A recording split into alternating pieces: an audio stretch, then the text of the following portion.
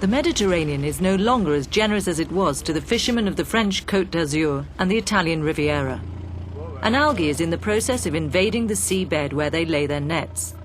It's upsetting the natural balances, replacing existing ecosystems, and causing the fish to flee to friendlier waters. Its name is Caulerpa taxifolia. Le gros problème, on l'a depuis une dizaine d'années. Hein.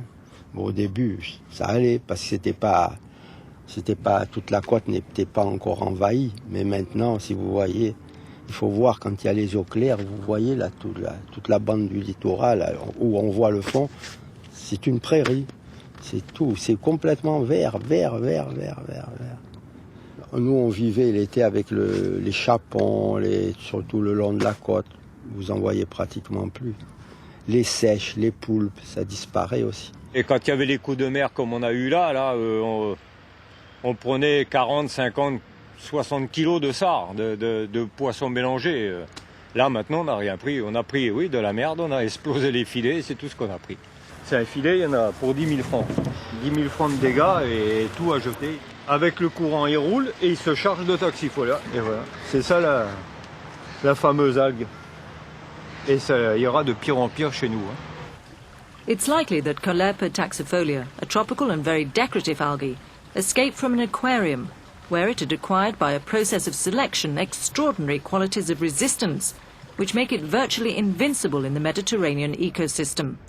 It comes from elsewhere, replaces everything and spreads very quickly.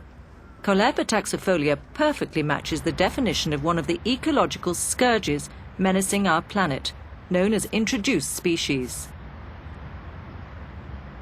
On sait au niveau mondial que les espèces introduites sont la principale cause de disparition d'espèces. Et puis un autre impact, c'est l'uniformisation des peuplements, l'uniformisation des paysages. Et c'est peut-être un des risques écologiques les plus importants. Le problème de Caulerpa taxifolia, c'est que la plus grande partie, la majorité du grand public, des décideurs, des politiques, en fait, ne voient pas ces paysages sous-marins. Professor Budarescu coordinated the activities of 27 research bodies which participated in the LIFE project funded by the European Commission. This project aimed to study the characteristics of this new algae and to develop methods of halting its catastrophic spread. On sait qu'une espèce introduite, une fois introduite, on ne l'éradique pas. Et puis du reste, on n'éradique jamais un problème environnemental. On n'éradique pas une marée noire, on n'éradique pas les émissions de gaz carbonique dans l'atmosphère. On les contrôle, on les diminue, on joue sur des marges. Et dans le cas de Caulerpa taxifolia, comme des autres espèces introduites, c'est la même chose. Donc l'objectif, c'est de contrôler, de limiter l'expansion dans des limites acceptables, à la fois pour les activités humaines et pour l'environnement, c'est-à-dire le patrimoine naturel.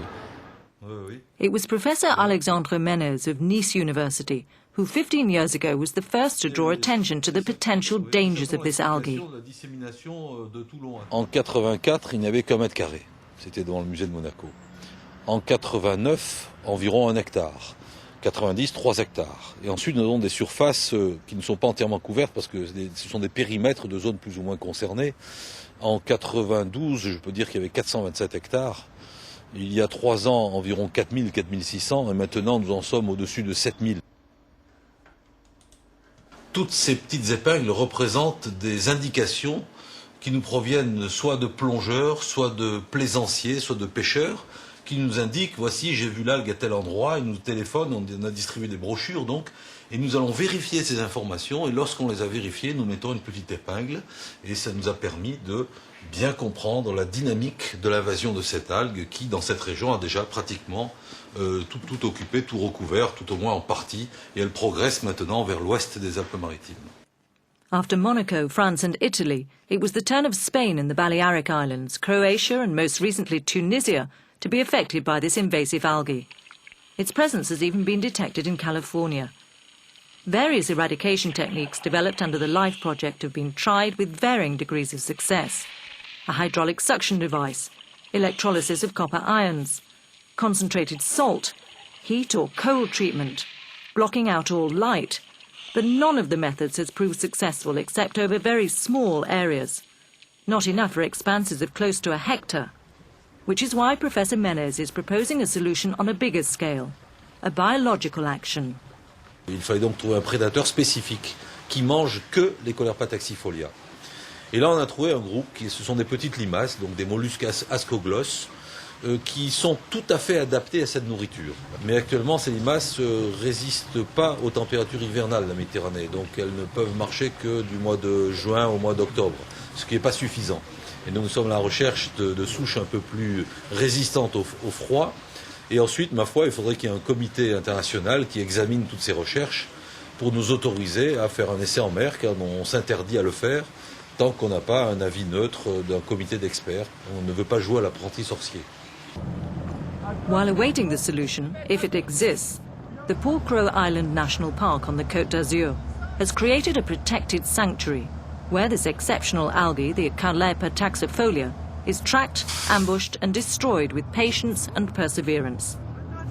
This is an annual operation to detect the algae which brings together all the region's diving enthusiasts, both amateur and professional, for 4 days of systematic underwater searches for even the smallest Caulerpa taxifolia plant.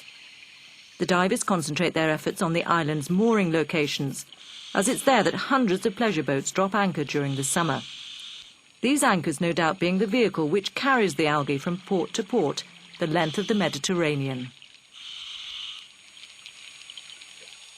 Finalement, dans les radiales que nous avons faites, on a trouvé une vingtaine de boutures qui sont concentrées sur la même zone, qui a été donc balisée et repérée avec le GPS. Et du coup, dès qu'on peut, on va aller enlever par découpage manuel les 20 boutures qu'on a trouvées. It's enough to miss just this tiny Caulerpa taxifolia plant for it to become impossible to eradicate next year.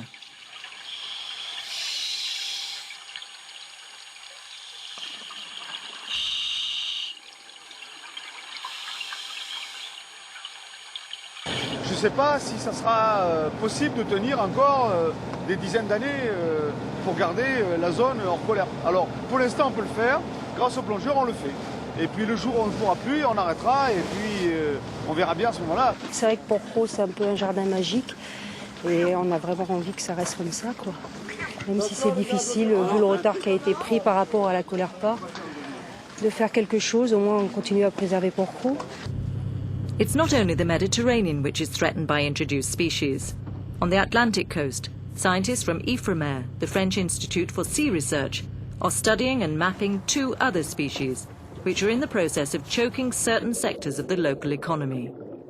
Les objectifs sont bien sûr d'arriver à donner des documents qui vont permettre de décider des moyens d'action et de voir si on peut faire quelque chose avec ces espèces invasives. Donc il y a Sargassum muticum qui a défrayé la chronique il y a quelques années parce qu'elle envahissait les secteurs de culture de coquillages, principalement des huîtres. Et il y a une espèce animale qui est la crépidule et qui entre en compétition avec une ressource, par exemple les coquilles Saint-Jacques. Donc notre objectif, c'est aussi de tirer la sonnette d'alarme quand il en est encore temps. Alors le problème des espèces envahissantes et introduites, c'est un problème qui est planétaire. On en voit de plus en plus. C'est un phénomène qui est lié aux transports, qui sont de plus en plus rapides et qui transportent de plus en plus de grands volumes.